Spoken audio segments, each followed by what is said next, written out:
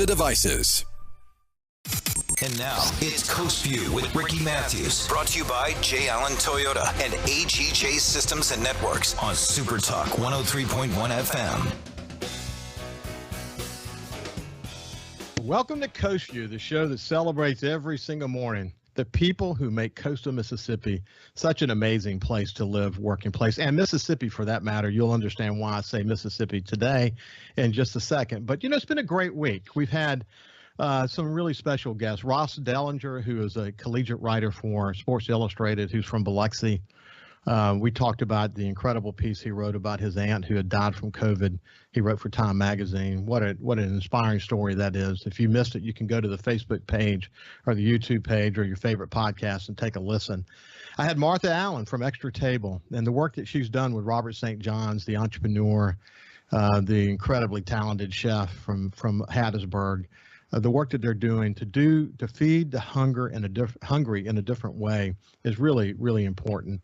Again, we could go through all the guests, but I can't help but mention my friend Kristen LaBeouf, who is the director of the American Heart Association here in coastal Mississippi, and they have other states they're responsible to as well. But the work that they're doing to bring attention to the need to get CPR, the importance of eating properly and exercising, and just bringing focus to cardiovascular diseases is incredibly important. I often talk about John Muir because I'm an outdoorsman. I love the outdoors. And for those of you who have not heard me talk about him before, he's a naturalist and a conservationist, and he's an incredible writer. He says so much about the enjoyment of the outdoors and conservation, but one of my favorite is this, that into the forest I go with my mind and find my soul. It's so true here in Mississippi that we have this incredible opportunity to find our souls in the outdoors. Come on, let's face it. What we have here in this state in terms of our ability to enjoy the outdoors and take it in, the breathtaking views and scenery we have here are some of the best on earth. I often talk about, outdoor heritage here in the state. It's in our DNA. It literally is in our DNA to enjoy the outdoors, whether you like to fish or hunt or do anything else that involves just kind of soaking it all up. There's so many activities to do in this great state. In fact, if you think about it, it's one of our biggest competitive advantages here in this state. The other reason I like to mention it is because, Coast View is not a political show. We don't try to create division. Actually, Coast View is about bringing people together.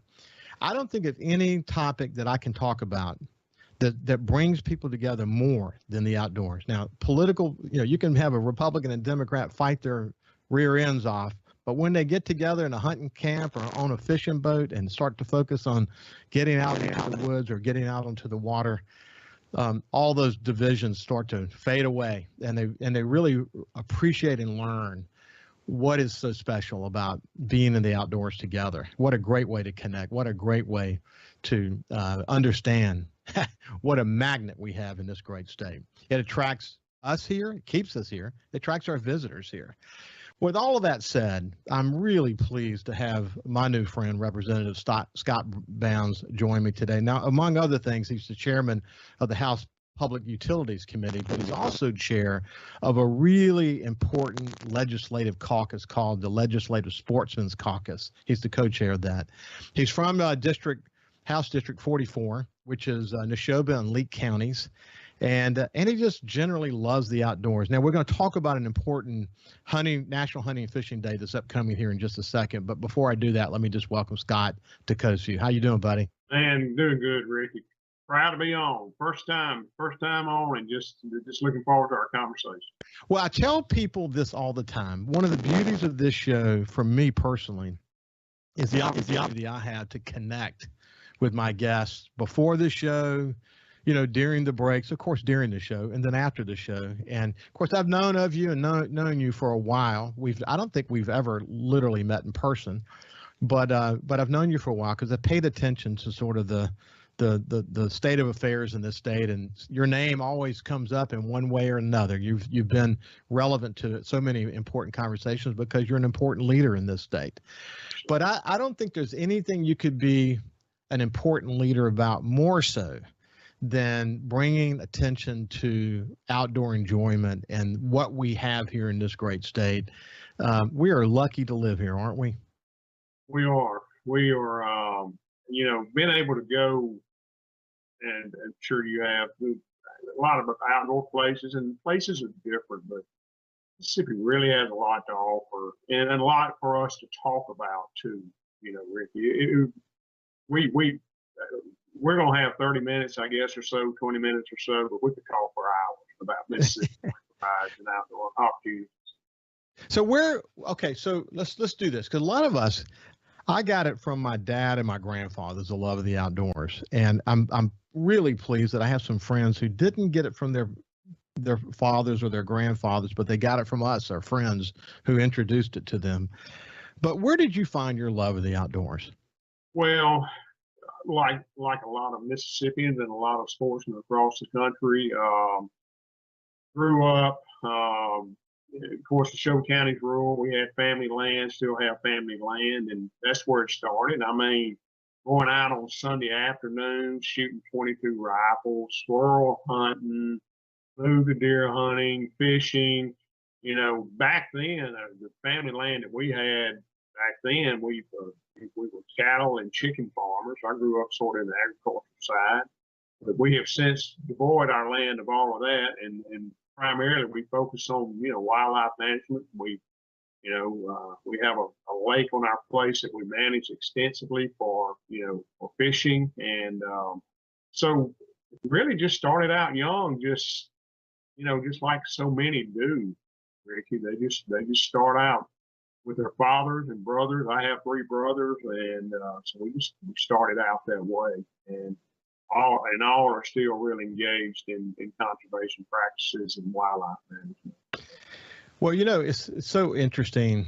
I look back, I guess the older I get, you use a little bit of wisdom to look back on people like Theodore Roosevelt and Aldo Leopold, and the work that they did to create the North American model for wildlife conservation, and to understand the role that hunters and fishermen have in conservation, and how important that is. And people who don't understand the hunting community don't really appreciate the role that the hunting and fishing community play in conservation and helping us manage wildlife and all that. But all that is true, but the real benefit is in building character and having this opportunity to spend time with people who are mostly incredibly ethical, who enjoy teaching that it's as much about the experience as it is about actually shooting a deer or catching a fish.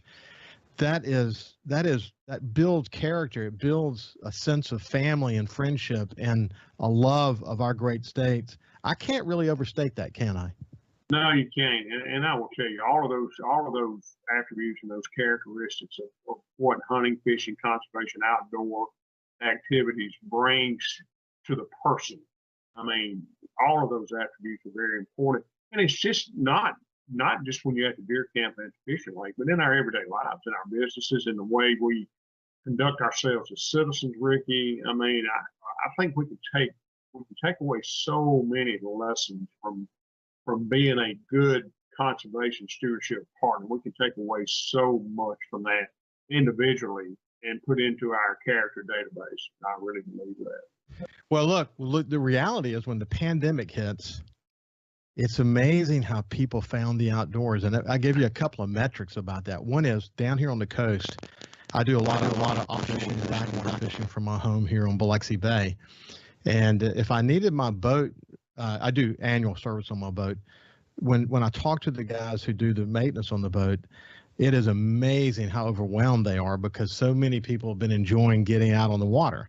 When I'm up in the Delta, like we go to the processing plants that make our deer sausage, et cetera, they have never seen more activity than they're seeing now. Yeah. I'm sure this is true of the wildlife management areas as well. But people, when the going got tough and pandemic really created the stress on us and helped us understand that we were safer outside, a lot of people went outside, didn't they? Oh yeah, absolutely.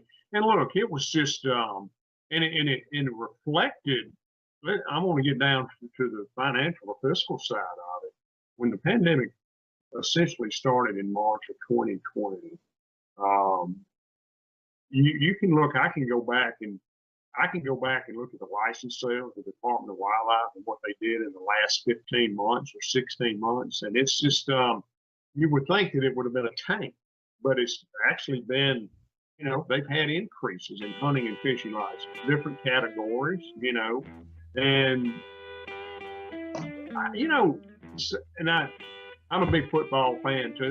It's just like football season this year. People were just ready to get out and do things. People were ready to get out and do things. I can't agree more. They really were. Hey, we're having a conversation with Scott Bounds, who's the co-chair of the Mississippi Legislative Sportsman's Caucus. He's from House District 44, which is Neshoba and Leake counties in Mississippi. When we come back, I want to talk a little bit more about the Legislative Sportsman's Caucus. What is it? What do they do? It's a lot of people who share this love of the outdoors. And I also want to talk about the 49th annual National Hunting and Fishing Day coming up on Saturday. So we'll cover all those bases. When we come back, we'll see you after this break. Absolutely.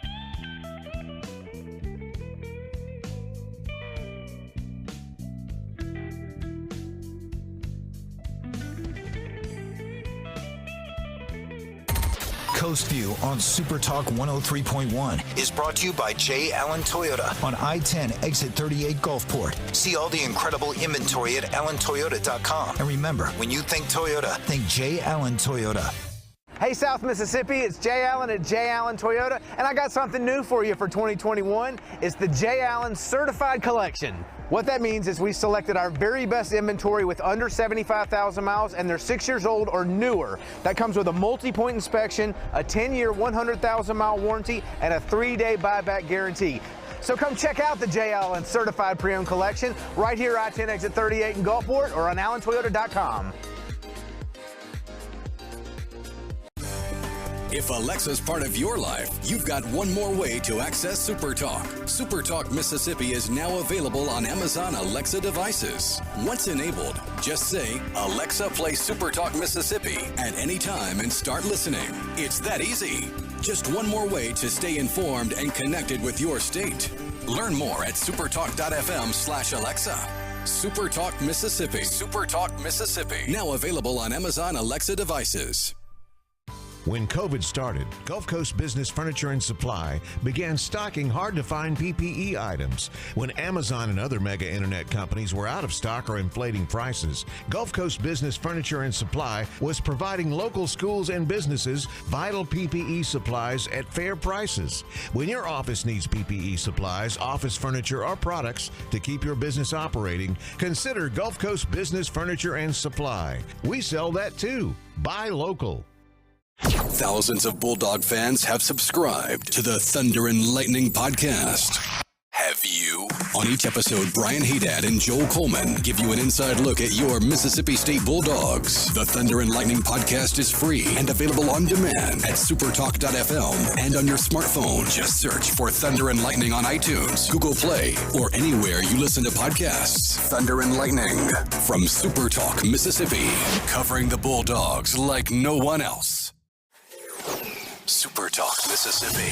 From outer space, visitors from another world. We've had contact with bug-eyed monsters. This is actually a flying saucer. Flying saucer? I'm from another planet.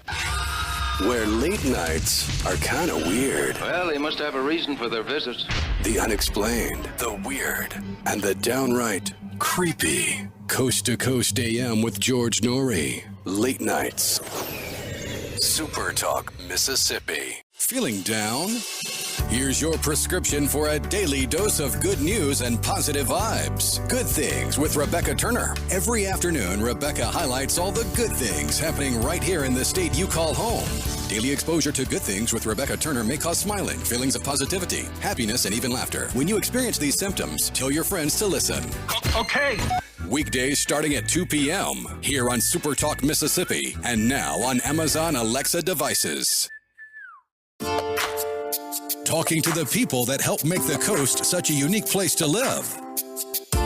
This is Coast View with Ricky Mathews on SuperTalk Mississippi Gulf Coast 103.1. And into the forest I go to lose my mind and find my soul.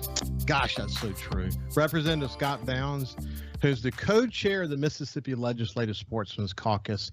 When you hear that quote from John Muir, you can't help but say, gosh, is he right? Yeah, well, yeah, you're absolutely right. You're absolutely right. You get in the forest, you're going to lose yourself because you're going to be encapsulated by what you should be out there for. Yeah, no doubt. Okay, so tell me about the legislative caucus that is focused on outdoor enjoyment. All right, let me. I'm going to take about 30 seconds, Ricky, to just give you sort of a background on myself and my involvement with the caucus and all of that. I'm going on 19 years in the legislature. I served 8 years as chairman of the Wildlife, Fisheries, and Parks Committee in the House, and so very involved. And one of the things that when I was first appointed, I wanted to develop a better working relationship between the legislature and the Mississippi Department of Wildlife, Fisheries, and Parks, because they are the administrative controlling agency of hunting and fishing and other outdoor activities in the state. So I was able to do that, still have a close relationship with them, being on the Appropriations Committee. I still handle the budget and things like that. But in 2004, the Mississippi Legislative Sportsman's Caucus was formed. Our parent, we're under the umbrella of the National Assembly of Sportsman Caucuses and the Congressional Sportsman's Foundation. 48 states that are involved are part of this, under this umbrella of the National Association of Sportsmen's Caucuses. 48 states. We work hard every year to get the other two states, which are Delaware and Hawaii. We have not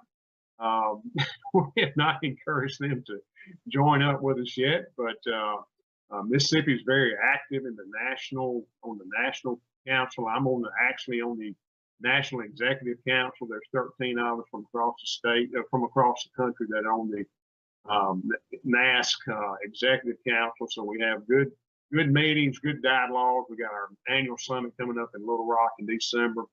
But anyway, our caucus in Mississippi, 110 members of the legislature are members of the Sportsman's Caucus out of the 172 members of the legislature.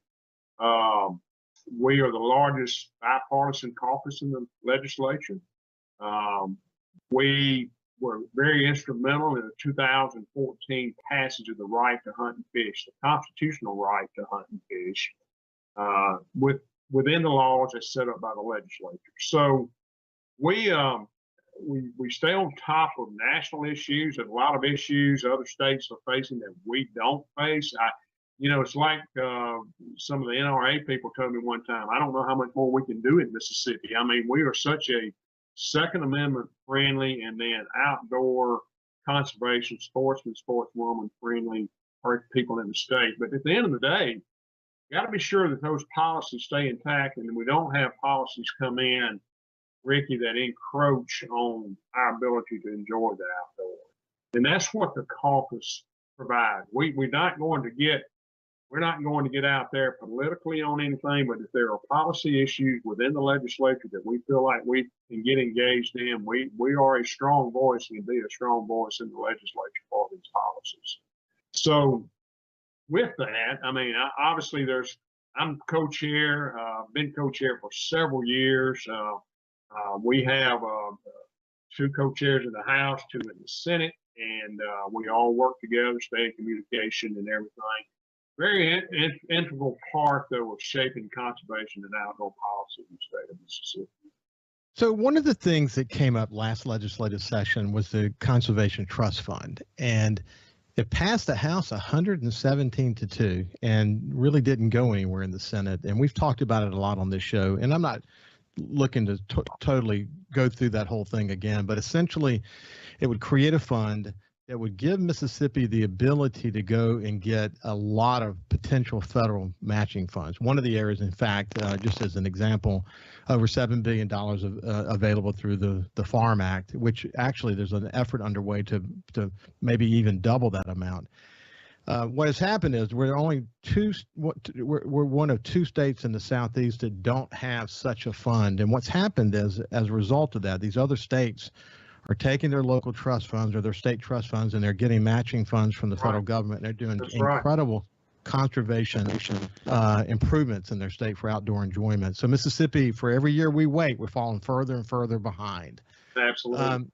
What do you have to say about the trust fund in general? Well, so let me tell you, the trust fund, the bill that we that passed the House last year and that was never considered in the Senate.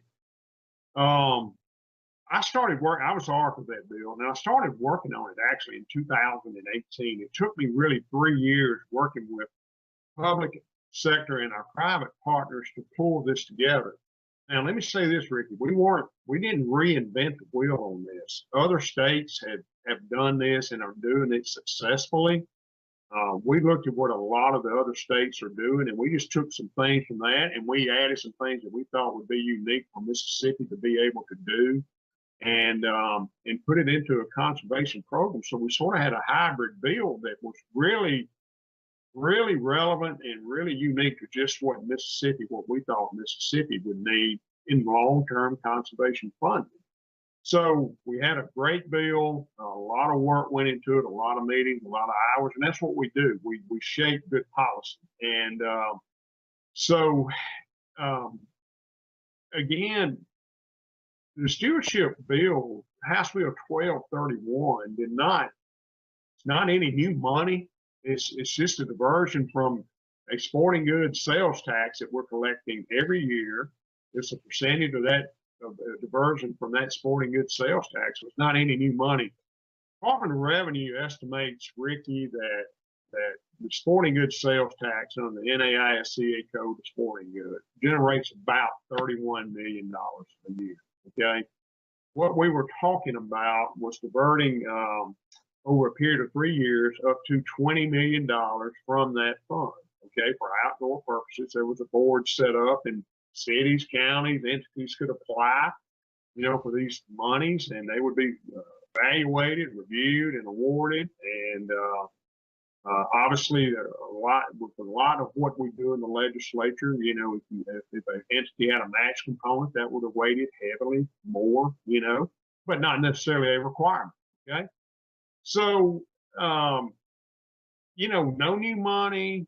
We're doing things that are dedicated solely for conservation, and it's the people who are paying for it or who are going to pay for it, and that's the sportswomen and sportsmen of Mississippi through the purchase of sporting goods. So I'm coming back with a bill this year, the same bill, and we're looking at some other things too that we can do, but we are going to be, I will tell you this, at least on the House side, the House has spoken to this by a vote of 117-2.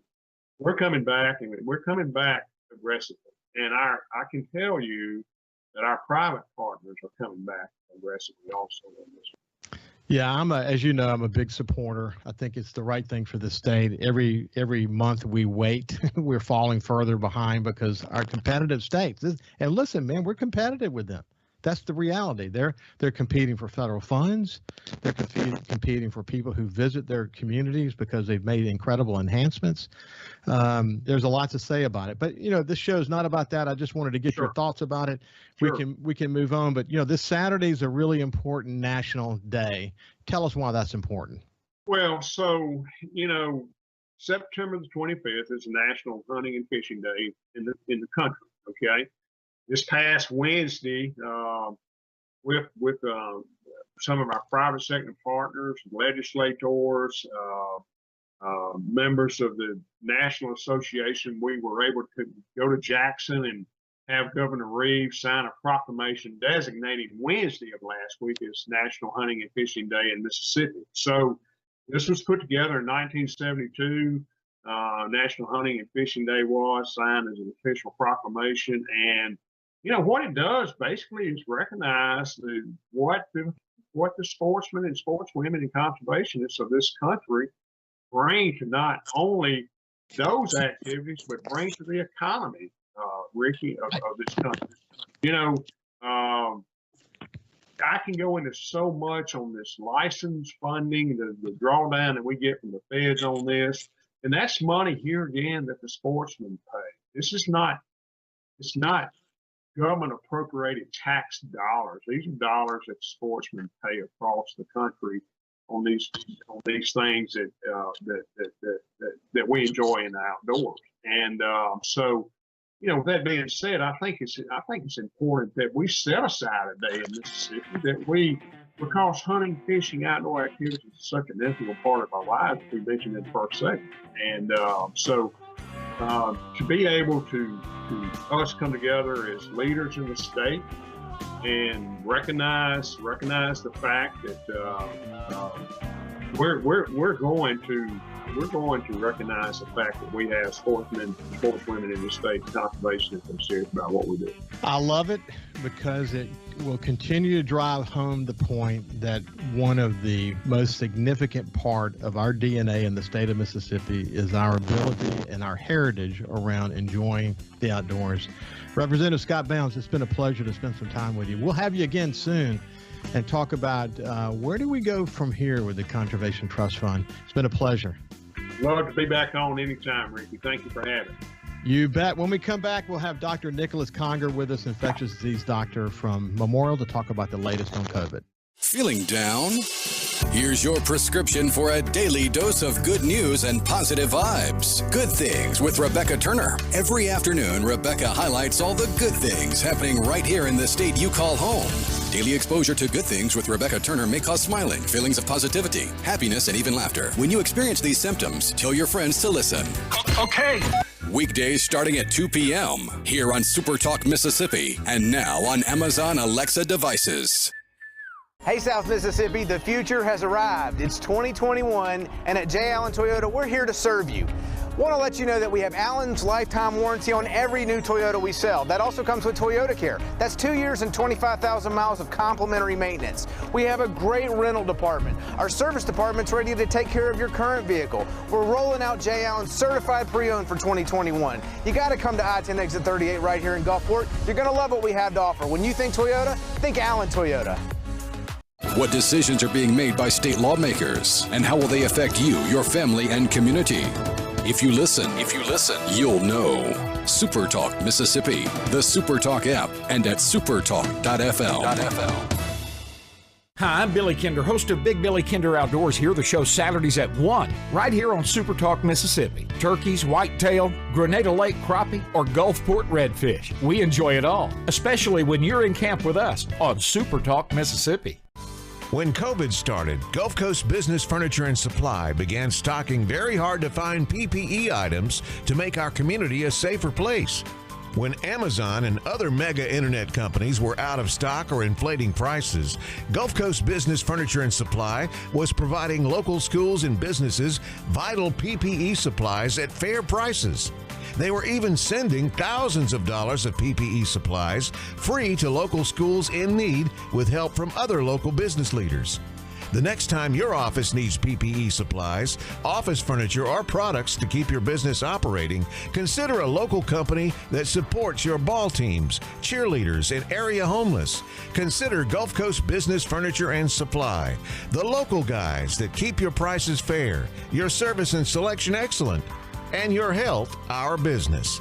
Gulf Coast Business Furniture and Supply. We sell that too. Buy local. SuperTalk.fm has a new look and is more informative than ever with expanded Mississippi news coverage, the latest Mississippi weather, Mississippi sports, and of course, the talk that's important to you. Every show, every podcast, and every late-breaking story. Constantly updating the news the second new developments happen.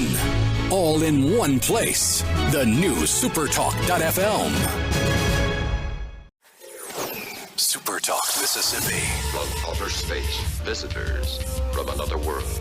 We've had contact with bug-eyed monsters. This is actually a flying saucer. Flying saucer? I'm from another planet. Where late nights are kind of weird. Well, they must have a reason for their visit. The unexplained, the weird, and the downright creepy. Coast to Coast AM with George Norrie. Late nights. SuperTalk Mississippi.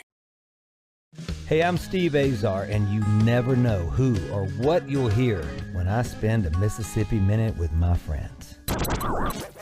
talking Yeah. to Paul Thorne, Mississippi true treasure, really incredible recording artist, singer-songwriter, has been doing it a long time, doing it the right way. It's almost like a Forrest Gump thing because, I was a boxer, / I worked in a furniture factory, / I had a gig 2 nights a week playing my acoustic guitar in a pizza restaurant, / I was in the National Guard. And, Wow. all this stuff was going on at the same time. / I had a writing contract with Rick Hall and Fame. In a Mississippi Minute. Be sure to check out In a Mississippi Minute with me, Steve Azar, right here on SuperTalk Mississippi, the SuperTalk Mississippi app, and now available on iTunes, Google Play, and Stitcher. For something new and unique in talk radio, take a listen to The Ben Shapiro Show. Every day, we're driving the debate in America with the fastest moving, hardest hitting, most comprehensive, fact-based commentary on the radio. We don't hold back. We never shy away from telling you the truth. Our show is a meeting place of ideas. We have the most important guests and the biggest thinkers in America.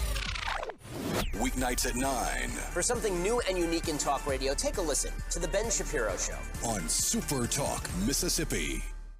Super Talk Mississippi. Just seems to me people have so much invested in not telling the truth. When you want the truth. Simply because it might hurt some feelings. And nothing but the truth. Lose some subscribers. You want the Gallo Radio Show. I just think in this audience, you still believe that if you tell the truth, you come out ahead. The Gallo Radio Show. And if you tell yourself otherwise, you're lying to yourself. Mornings on Super Talk Mississippi. And now, it's Coast View with Ricky Mathews. Brought to you by J. Allen Toyota and AGJ Systems and Networks on Super Talk 103.1 FM. Welcome back to Coast View. I really enjoyed that conversation with Representative Scott Bounds. We're really lucky in this state to have so many long-term leaders who are focused on solving the state's problems, and especially as it relates to the outdoors. You're really committed to conservation and making sure we can continue to enhance and build on this incredible part of our great state. So now let's shift gears and move over to my friend, Dr. Nicholas Conger, who's been on the show so many times I've lost count. He's a familiar face. You see him on local TV stations, and he's been a kind of a voice of the COVID situation from the very beginning. But anyway, Nick, how are you doing, buddy? I'm good. Thanks. How are you today? I'm doing fantastic, doing really good. So why don't we start with this? I've got a lot of questions about the latest on the monoclonal antibody, the latest on ivermectin, and all the misinformation about that. But before we get into all that, just kind of give me a state of affairs situation there at Memorial. Yeah, the numbers continue to decrease dramatically, which is really good. And I think we may have talked about this before, where other places that had this Delta variant, it comes on fast, and then it burns out fast when it starts to burn out. And thank goodness we're finally starting to see that. So the number of admissions for COVID is significantly down, and the hospitalizations and the ICU, I think our ICU census is cut in half in the last few weeks. That doesn't mean we're not busy. We're still pretty darn busy, but man, it looks like it's dramatically dropping, probably because it's kind of burned through and infected most of the people it was going to infect. Well, it's good to hear, and I've been hearing that from the other hospitals as well. And it's interesting, though, some of those states while Mississippi was sort of exploding and other states in the South were exploding, other states were not experiencing it as greatly, but now they're having their wave. And, what's your sense that this is just the latest wave, that there will be another wave? Well, it's tough to tell, man. And I really hate to do predictions with COVID because this virus has really surprised us. We thought it wouldn't be bad in the summer months, and it was. And then this Delta variant comes through. So I'm really reluctant to be a predictor with COVID. But, let's go back to when it first started, and we talked about herd immunity, and the concept of herd immunity isn't a dead concept, and eventually through vaccination and through natural infection, we're going to reach a critical mass at some point where almost everyone has either had it or been vaccinated and has some level of immunity, so that when the next wave comes through, you would hope that the peak wouldn't be near as high, and the mortality and of course the number of hospitalizations would be low too. And we might be approaching that. There's been some studies of people donating blood, and the percentage of people with antibodies is getting up there. and so that's a good thing.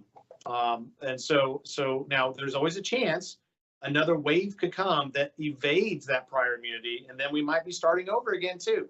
And so I know I kind of gave you both sides of that answer, but those are both distinct possibilities.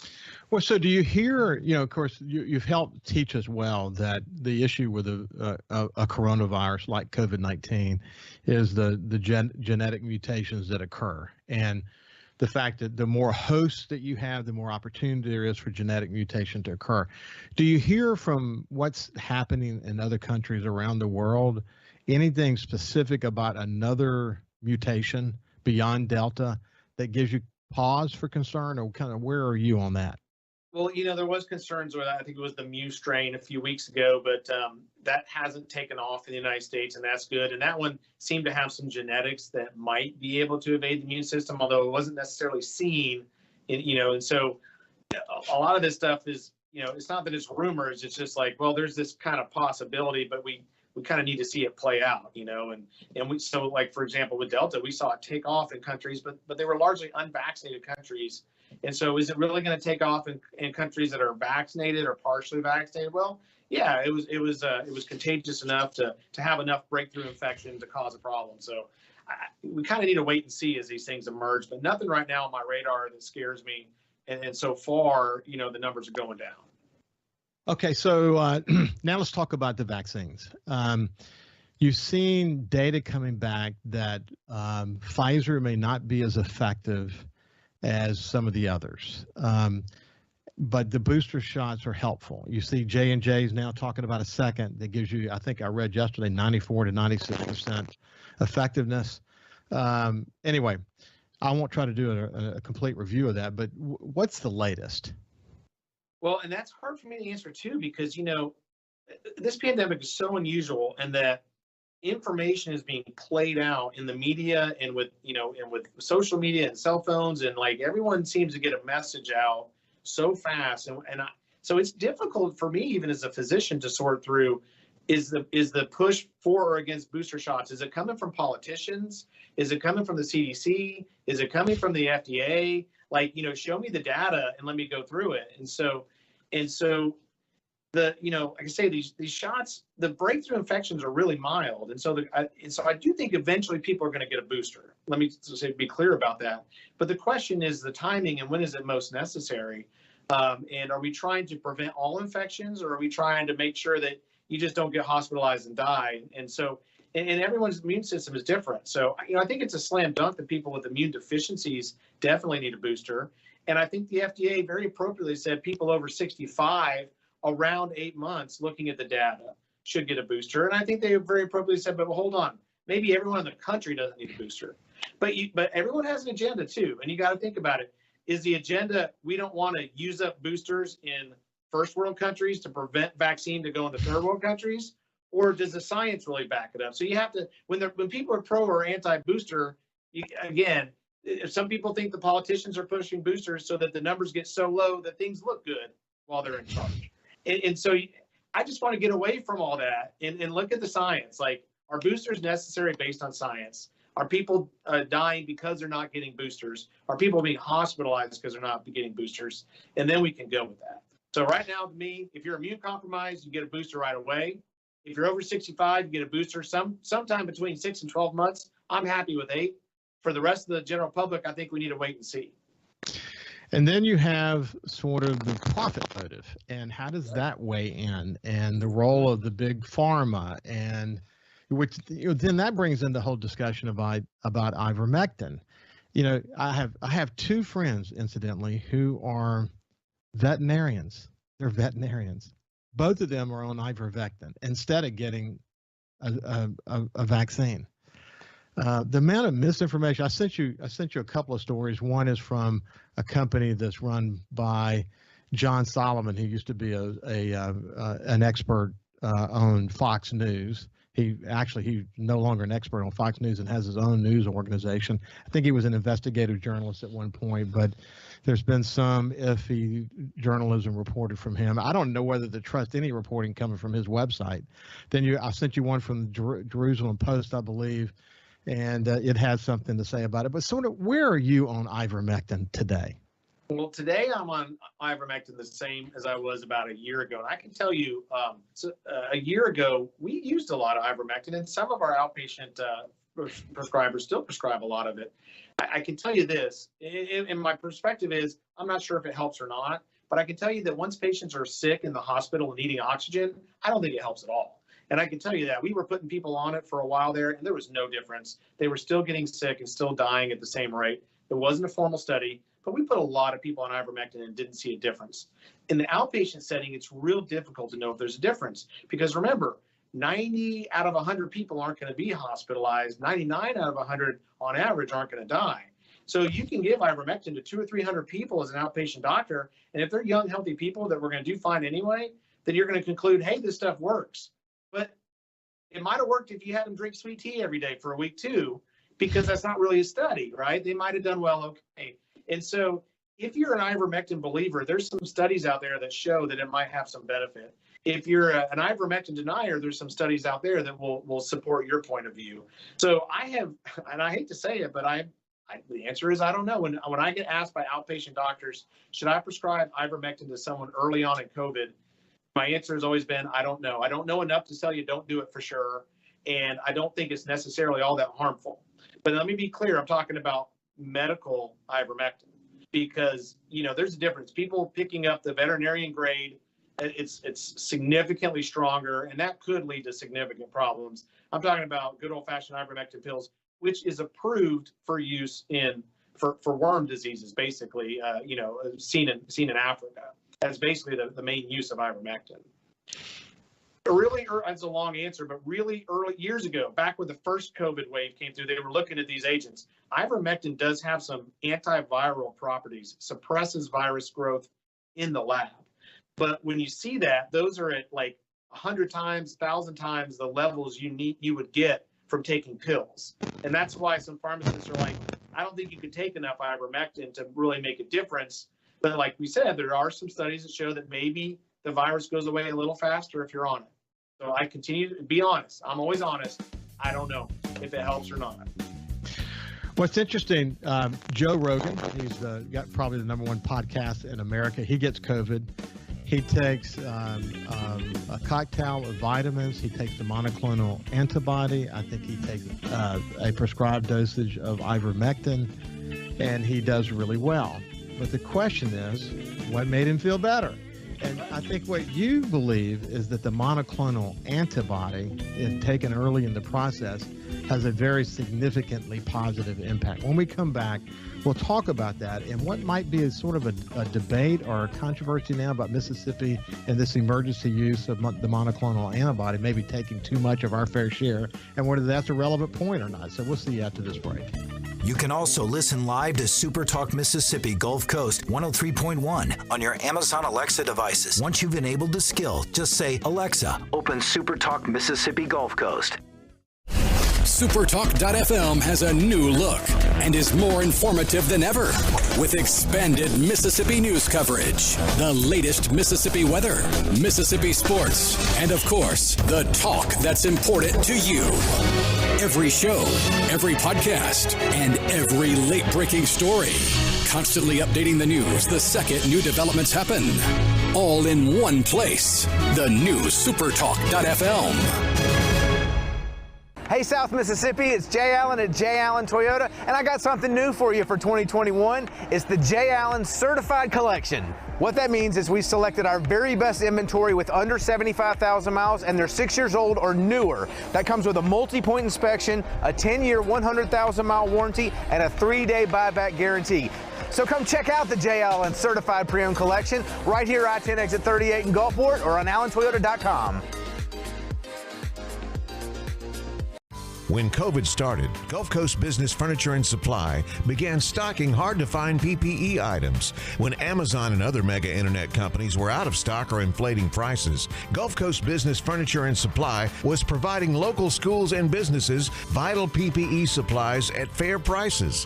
When your office needs PPE supplies, office furniture, or products to keep your business operating, consider Gulf Coast Business Furniture and Supply. We sell that too. Buy local. SuperTalk Mississippi, your new home for the Ben Shapiro Show. We don't hold back. We never shy away from telling you the truth. The most electrifying national talk show on air today. We have the most important guests and the biggest thinkers in America. Ben Shapiro, brutally breaking down the issues of the day. From politics to pop culture, we take a look at all of it. So don't miss out. Weeknights at 9. For something new and unique in talk radio, take a listen to The Ben Shapiro Show. On SuperTalk Mississippi. SuperTalk Mississippi. Just seems to me people have so much invested in not telling the truth. When you want the truth. Simply because it might hurt some feelings. And nothing but the truth. Lose some subscribers. You want the Gallo Radio Show. I just think in this audience, you still believe that if you tell the truth, you come out ahead. The Gallo Radio Show. And if you tell yourself otherwise, you're lying to yourself. Mornings on SuperTalk Mississippi. Thousands of Bulldog fans have subscribed to the Thunder and Lightning podcast. Have you? On each episode, Brian Haydad and Joel Coleman give you an inside look at your Mississippi State Bulldogs. The Thunder and Lightning podcast is free and available on demand at supertalk.fm and on your smartphone. Just search for Thunder and Lightning on iTunes, Google Play, or anywhere you listen to podcasts. Thunder and Lightning from SuperTalk Mississippi, covering the Bulldogs like no one else. Hey, I'm Steve Azar, and you never know who or what you'll hear when I spend a Mississippi Minute with my friends. We're talking to Del Berra. Take me back to growing up and what it was like in the household with a dad like Yogi Berra. You know, we grew up with his funny sayings. You know, I remember Dad managing the Mets, and me, Larry, and Timmy are watching the game on TV. And all of a sudden, two streakers run out of the stands on TV, and the camera slips away from them. So when he gets home, me, Larry, and Timmy say, "Hey, Dad, those streakers, what were they, boys or girls? We need to know." And Dad looked us right in the eye and said, "I couldn't tell. They had bags over their heads." In a Mississippi Minute. Be sure to check out In a Mississippi Minute with me, Steve Azar, right here on SuperTalk Mississippi, the SuperTalk Mississippi app, and now available on iTunes, Google Play, and Stitcher. Talking to the people that help make the coast such a unique place to live. This is Coast View with Ricky Mathews on SuperTalk Mississippi Gulf Coast 103.1. Welcome back to Coast View. I have Dr. Nicholas Conger. He's an infectious disease internist at Memorial. He's a regular on Coast View. And he's, again, I've said this many times, but you have such a practical view toward things. And you're honest. You're honest when there's not a clear answer. And but when we went to break, though, I mentioned about Joe Rogan taking this cocktail of vitamins. He took a prescribed dosage, a human dosage of ivermectin, which is actually an important point to make here. And he also took the monoclonal antibody. So let's come back to the monoclonal antibody, because that is literally something from the, since the initial use of it, you have believed makes an impact. So what's your latest thinking on that? So I'm a big believer in the monoclonal antibody, as a treatment for COVID-19 if given early. But let me go back and say, I still think that vaccination is the way to go. I think that the studies are clear that the vaccines are safe. And if anyone still has vaccine hesitancy, I would love to try to talk them into the vaccine. Infections post-vaccine are so much more milder. It's rare to see severe hospitalizations and even more rare to see deaths in people who are vaccinated. All the sick people I've seen in the last month with this Delta strain, last 2 months, have been unvaccinated. So the best plan is get vaccinated. I'm not going to get vaccinated, and if I get it, I'm going to take ivermectin, or if I get it, I'm going to take monoclonal antibody. I don't think is as good of a plan as vaccination. The monoclonal antibody, I have seen it work, if you get it early. If you get it late, once you get the inflammation in your lungs, it's too late. The damage is already done. It's already started. But particularly in the first week and really in the first 4 to 5 days, we see a dramatic response. And it essentially is giving you instant immunity that you would have had if you got the vaccine. And I do want to stress that they're both emergency use authorized. So if your hang up for the vaccine is, I don't want something emergency use authorized, well, the Pfizer's now FDA approved. But the monoclonal antibody is also emergency use authorized. Technically doesn't have a formal FDA indication. But I see dramatic results in many people. And I see less hospitalizations and less deaths. That said, still some people do get hospitalized and still do die with the monoclonal antibody. But it essentially targets the spike protein with two different ways, which helps.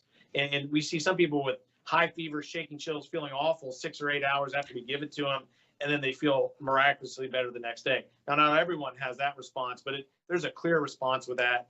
I think that's what helped President Trump, probably what helped Joe Rogan. Joe Rogan looks like he's in good shape, so he might have done well anyway. So again, we got to remember, 90% of people won't get hospitalized and 99% of people won't die, even with nothing. So that's why it's hard to weigh in on these therapeutics. Yeah, I have a family member who's really struggling with COVID now in Alabama, and he was vaccinated, but he had a lot of underlying medical conditions, and he's over 70 years old. And as you well know, I think the last time I looked for Singing River Health System, I don't know if you know the number there, but the average age of those who were hospitalized who were vaccinated was like 77 years old. I don't know what the number is there, but the average age of those unvaccinated who were there were like in the low 50s. So, I mean, the older you are and the more underlying conditions there are, the more at risk you are, even if you've been vaccinated, which is to say, if you've been vaccinated and you have these underlying issues, you just can't go live your life. You got to still be very careful, correct? Yes. Yeah, definitely. Yeah. If your goal is to not catch COVID. Now, some people have a mentality of, hey, if it's my time, but definitely if you don't want to catch COVID, our immune systems aren't what they, when you're older, the immune systems aren't what they used to be. And so you may not have responded to the vaccine, or you might have had a weak response. So it takes your body some time to clear that COVID out. And again, even people who survive COVID, remember, there's a decent percentage of them that have this long COVID or this post-COVID syndrome of feeling awful and coughing and short of breath.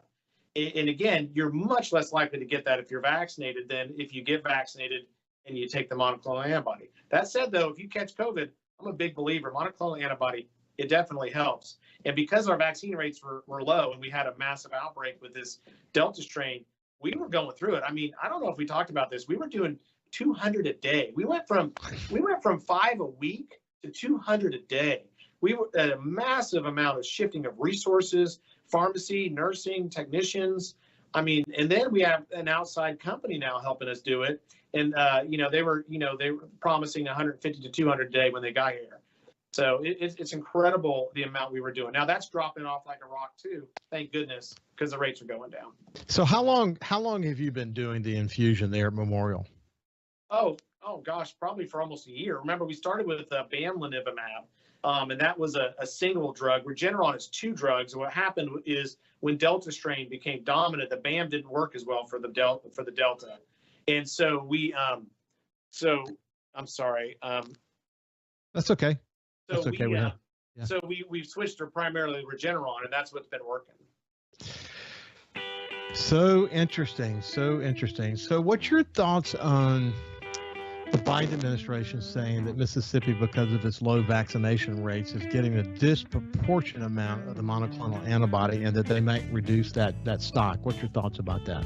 We only have a minute left. Yeah, I'm just not a fan of that. The people who need the monoclonal antibody need the monoclonal antibody. And, yes, I wish our vaccination rates were higher. But once someone chooses not to be vaccinated when they get COVID, I'm not a big fan of saying, well, then you don't deserve this medicine. No, if people need it, they need it, regardless of where they are, regardless of the vaccination rates. Well, Dr. Nicholas Conger, infectious disease internist from Memorial, thank you for visiting with us today, and we'll stay in touch. And I'm glad to see the numbers going down. I pray that we don't have another wave. That it's time for some kind of new normal to come back. I'm looking forward to that myself. Have a great day, and we'll see you tomorrow. Thank you.